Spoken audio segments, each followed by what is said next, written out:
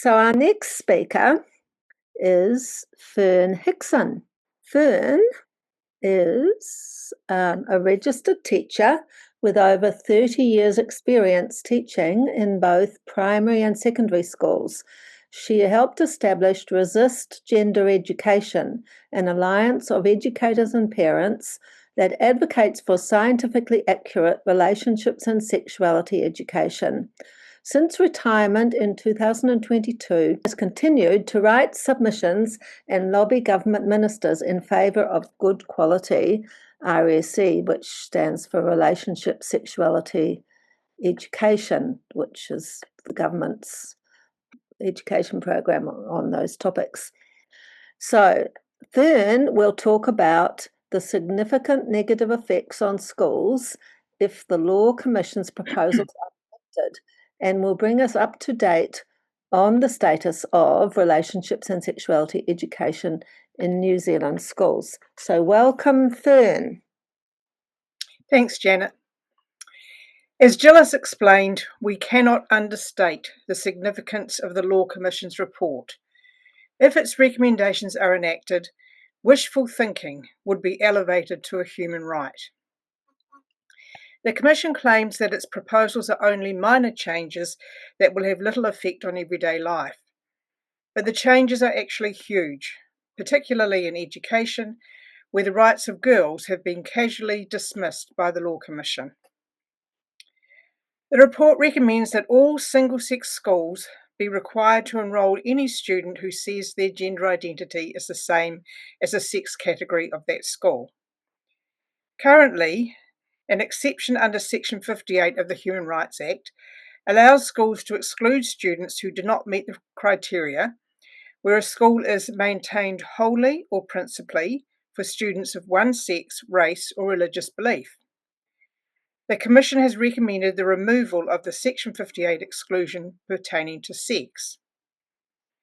Of course, it is girls' schools that will be most affected by this recommendation, not single-sex boys' schools.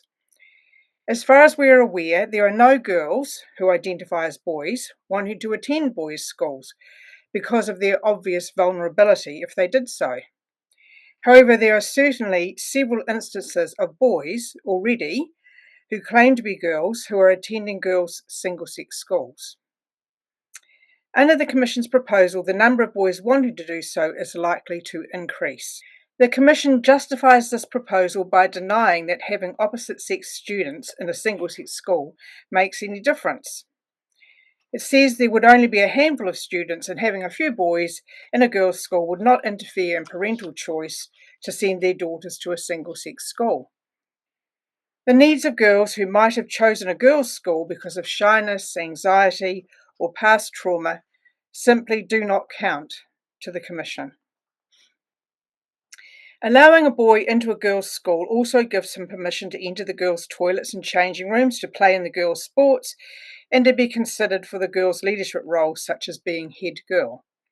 When gender identity has the backing of the Human Rights Act, a transgender student can expect free access to facilities and opportunities that were not intended for them, and will be able to claim discrimination if this access is denied.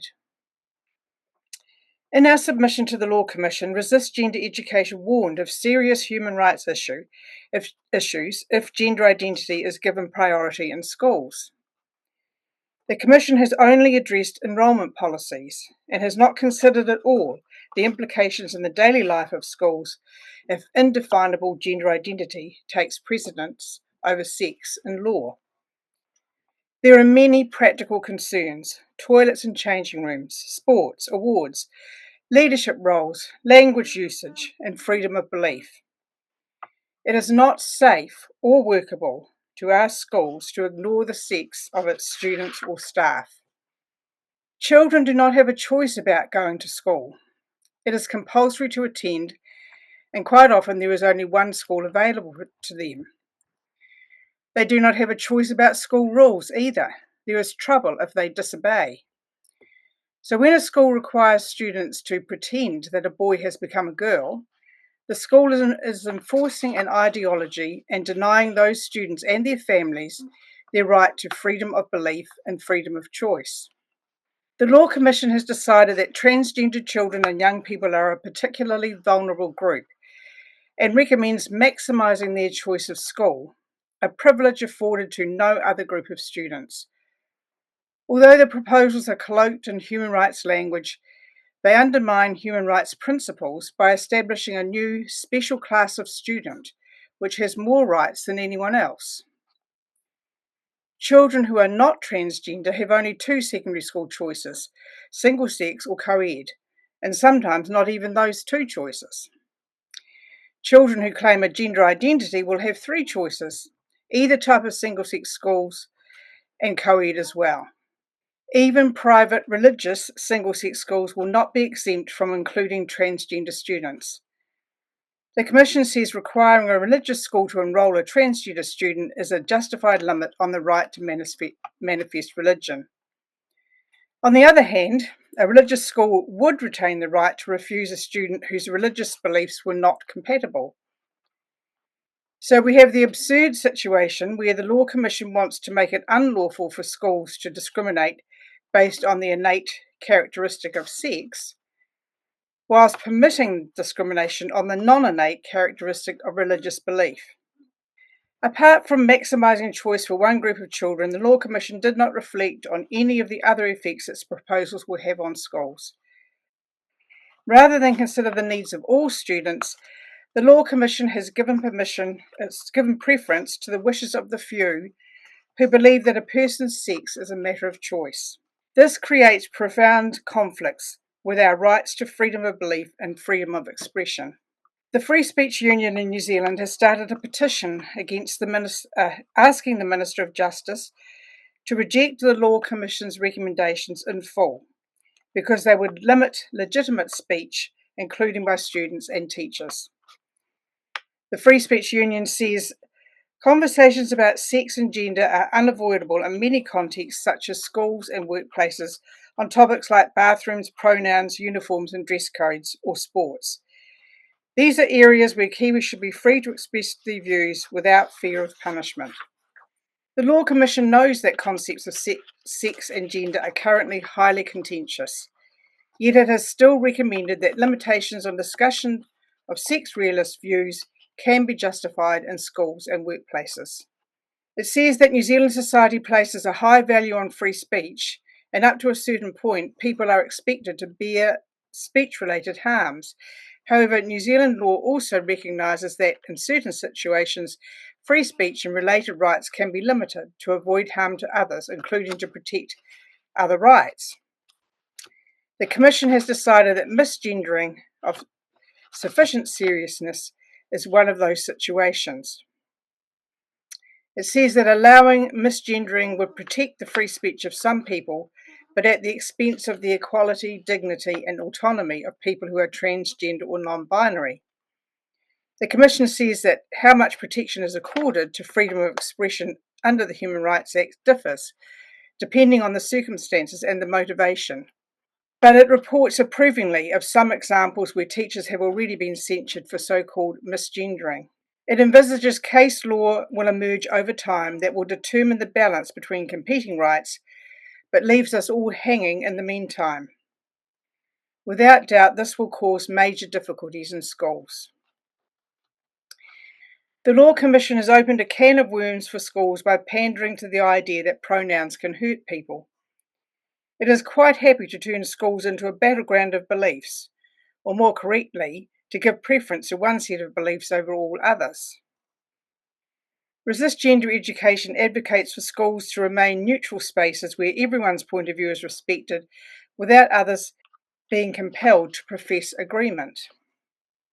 Asserting that a student or teacher has changed sex or has become non-binary is denying scientific fact and should never be endorsed in an educational setting. There are multiple reasons why schools are not the place for gender identities or preferred pronouns. Humans cannot change sex. Asking children to use wrong sex pronouns is teaching them that some humans can change sex. Children do not have freedom of choice in schools. When a teacher role models using wrong sex pronouns, Children will be coerced to follow suit, no matter their personal beliefs.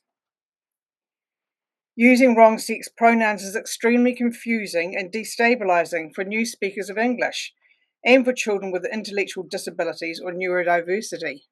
Imagine being a junior teacher trying to teach children about the correct pronouns for singular and plural pronouns, and then trying to explain why a singular person is being called they. It's just so confusing and makes it really difficult to teach what is already a difficult language anyway. Using wrong sex pronouns gives subtle permission for children to enter spaces in sports that were reserved for the opposite sex. The concept of misgendering provides a whole set of new bullying opportunities, and even censure in some schools, against those children who make mistakes in preferred pronoun usage. This bullying can also extend to denunciation by students of teachers who do not agree with their demands. Children who have been routinely addressed with wrong sex pronouns will find it harder to reclaim their correct sex, should they later resolve from a transgender identity. And this was reported in the Cass Review. Using wrong sex pronouns in schools embeds an ideological view not shared by the majority. Preferred pronouns and misgendering should be excluded from schools in the same way as other religious and ideological terminology is excluded. Resist Gender Education recognises that a policy to use standard English pronouns would go against the wishes of the Law Commission and some parents, but it is a rational policy that does not privilege anybody and maintains schools as places that teach scientific fact and are free from ideology. The Law Commission's report has elevated gender identity to be of more importance than sex, right at the time that our government is pulling back from this pernicious ideology. In February, the government removed the 2020 Relationships and Sexuality Education Guide that was riddled with gender ideology beliefs and provided an overhauled draft REC for community consultation. This draft included no mention whatsoever of gender identity and stated firmly that there are only two sexes and they are innate. The outcome from the consultation is due to be announced before the end of the year. Yet at the very same time as the Ministry of Education may be discarding the whole concept of gender identity, the Law Commission has produced a document that is adamant that gender identity is a deeply felt individual experience and that everyone else must acknowledge this to be true. What the New Zealand Government decides to do next is critical for protecting the integrity of our education system, as well as the human rights of everyone, especially the rights of women and girls.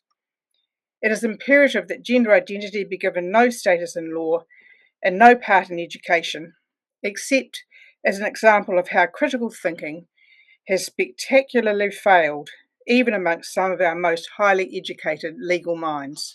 Thank you very much. That's wonderful. Very informative.